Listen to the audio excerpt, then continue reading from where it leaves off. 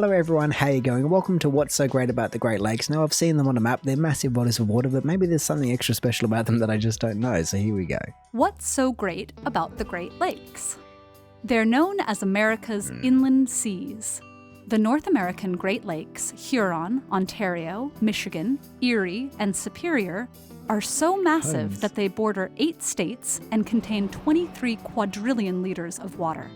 That's enough to cover the land area of the contiguous United States, 3 meters deep. Wait, what? Actually, no, I heard that somewhere else, but it just blows me away. Because obviously you can see directly here, you've got the lakes right there, and yes, I guess they're not going to be 3 meters deep the whole way around, but just look at the size of the USA, and then you just got all that water can just flood it. That's insane. And I also want to take it back because I'm not sure if I knew that there was 5. I feel like I've heard there was only 3. I know of Lake Superior as being the biggest, and then Lake Michigan makes sense. I've heard of that one. Huron, maybe? Ontario? I don't know. I feel like I haven't heard of these bottom 3. That's enough to cover the land area of the contiguous United States, 3 meters deep. That's insane. These vast bodies of water spanned forest, grassland, and wetland habitats, supporting a region that's home to over 3,500 species. Wow. But how did such a vast and unique geological feature come to be?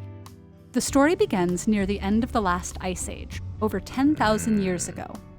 A time when the climate was warming and the glaciers that cloaked the Earth's surface began their slow retreat.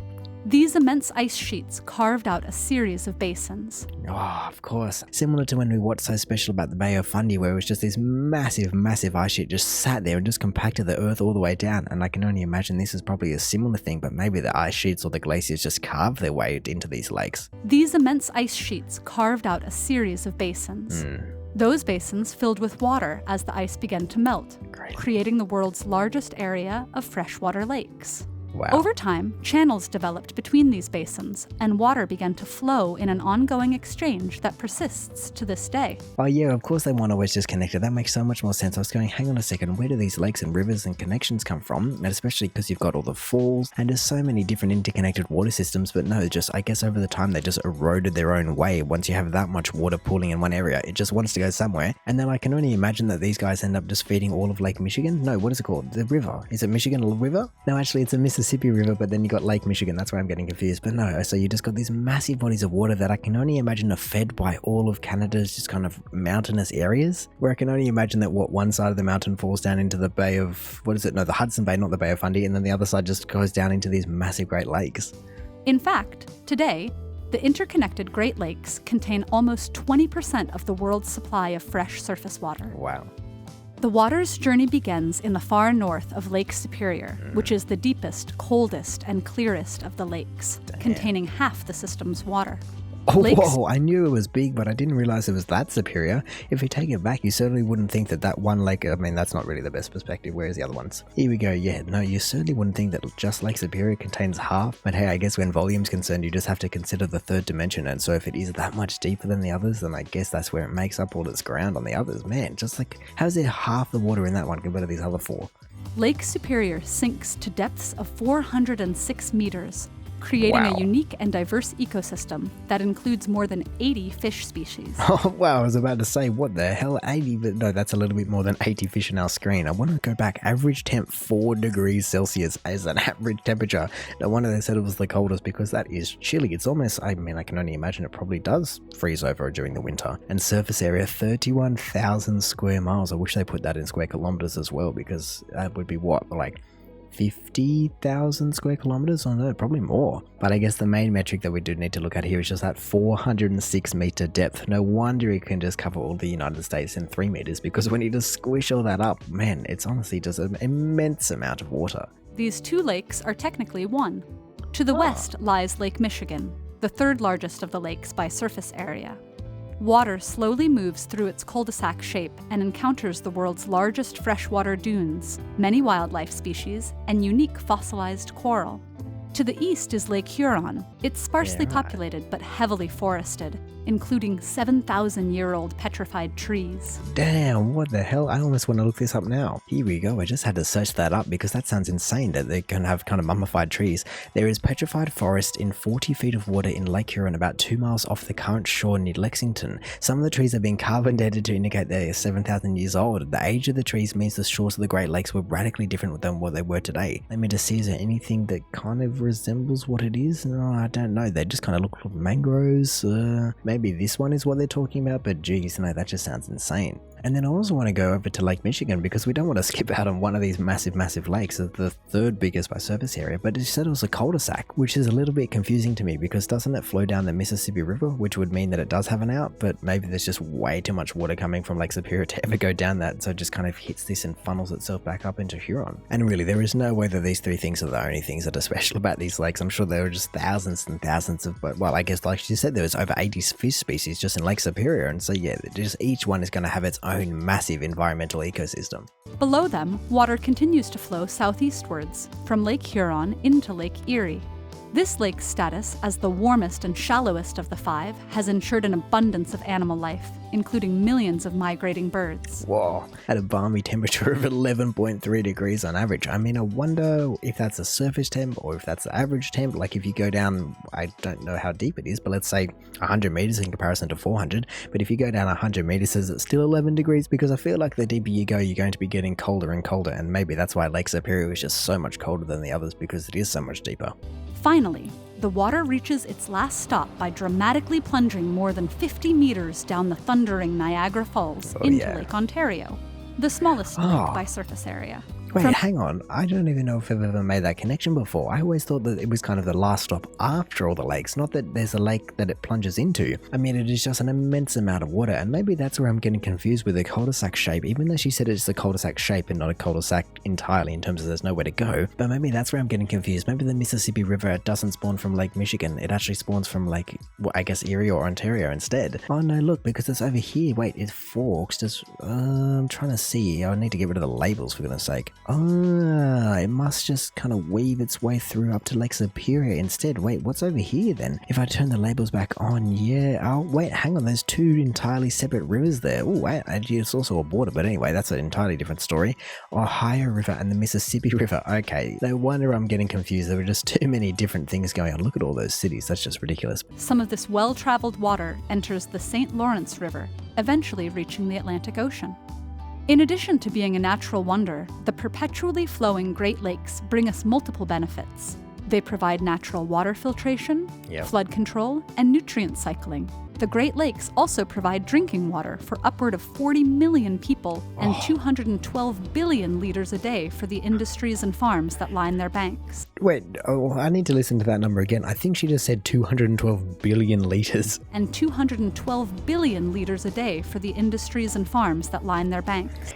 212 billion liters a day? I can't even imagine that much water. I just had to search up how much water is in Sydney Harbour because at least that's something that's just a little bit closer to home if nothing else. But it holds 500 gigaliters, which is 500 billion liters. Yeah, okay. So I guess they're just literally recycling that water or pumping out that, well, half that number every single day, which I guess when you do compare the two kind of area sizes, it's not even a comparison in terms of you look at how much just land is up there, just the size of the bloody things compared to just one little Port Warragamba Dam down here. I mean, I guess Sydney Harbour is also connected to the ocean, so it's a little bit cheating in that regard. But hey, then again, I guess this entire river, the St. Lawrence River, the St. Lawrence River, is also just directly connected to the ocean, so I guess they each just kind of got their own little things going for them. But our dependence on the system is having a range of negative impacts too. The Great Lakes coastal habitats are being degraded and increasingly populated, exposing the once pristine waters to industrial, urban, and agricultural pollutants. Because less than 1% of the water leaves the lake system annually, decades-old pollutants still lurk in its waters.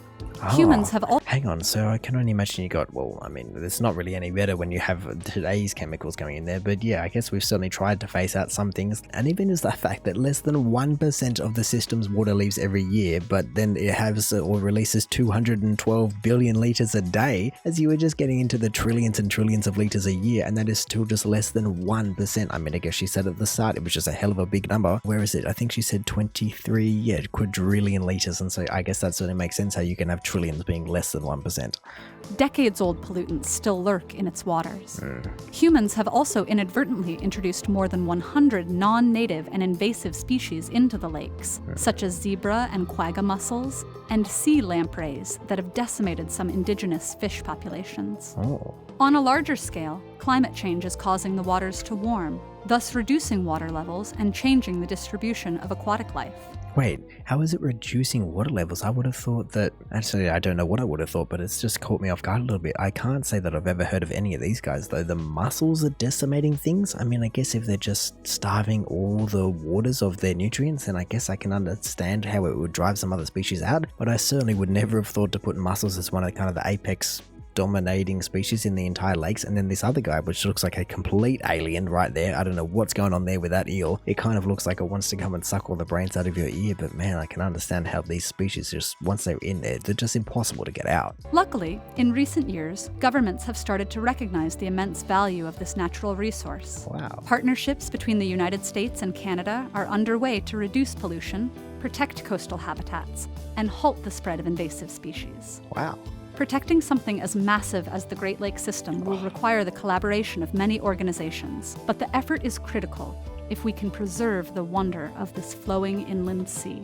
Oh, I just want to take it back to this thing, because you can just imagine the amount of pollutants, oils, manufacturing processes, chemicals, and then obviously like this image on the left shows just all the airborne pollutants as well. But I guess it's good to hear, at least you just have to be a little bit optimistic about just two of these mega countries just working together to go, hang on a second, or even just the fact that they've recognized it as a resource. There are plenty of countries in this world that just have these abundant resources that just go, no, we don't even care about it. We're just going to use and abuse till I guess we can't use and abuse it anymore. And then all of a sudden just kind of scrape things together and go, oh, I don't know what happened, it's not my fault, where really you just could have seen it, I don't know, 200 years ago. Like she said, less than 1%. It happens every year, so I guess it probably would take, what, over 100 years or maybe 150 years just to kind of clear out all that water, or just 23 quadrillion liters of it, as it just gets recycled and filtrated all the way out to the ocean and then back into here via the trees and all the river systems and mountains. And man, it's an incredible ecosystem. So I guess, like I said, these things aren't always just as efficient or as proactive as they probably should be, and it's a shame in that regard, but at least you just have to be a little bit optimistic about, okay, at least something's happening, someone recognized it along the line, and hopefully it can just be maintained for many years to come, because these things will outlive us all.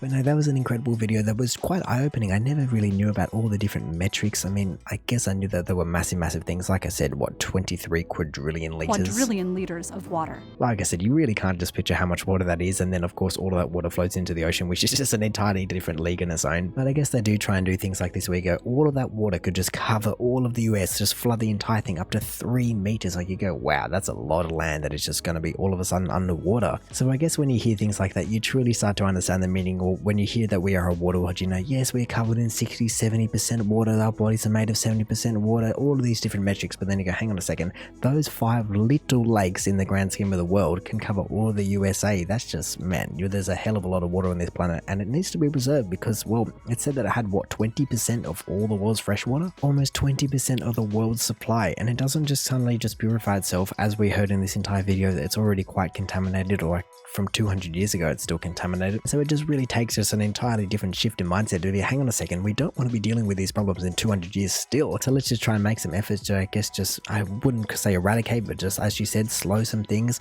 get rid of the carcinogens and all these different manufacturing chemicals and things that are just flowing into it, especially when it's something like drinking water. You know, that's the thing that I never understand the most, when we're contaminating the air that we breathe and the water that we drink, and we go, that's the 2 things that keep us alive, you know, over everything else. That's the 2 things that we need, you know, before food, before anything like that. You know, if you hold your breath for too long, that's going to be number 1 that's going to kill you, and if you don't drink for too long, that's going to be number 2 that kills you. And so then after that, you just flow down the chain. And so when you're polluting these things, atmosphere, pollution, waterways, you just start just wrecking yourselves as much as you wreck the planet. So I guess there really is something to be said about these Great Lakes. You know, they're grand, they're great, they're deep, they're incredible, they're home to so many different species, they provide so many different things to a whole range of people. Canada, the USA, just both uses them for industry in terms of farming and agriculture, and that can be fine as long as it's done correctly. But really, just you have to make sure that you keep these Great Lakes in their great pure form. But anyway, in saying that, I reckon I'm going to call it there. So thank you for watching this video. If you did enjoy it, feel free to do the YouTube algorithmic things down below. Also, if this is the first video of mine that you're watching, then make sure to check out just any other videos I've done.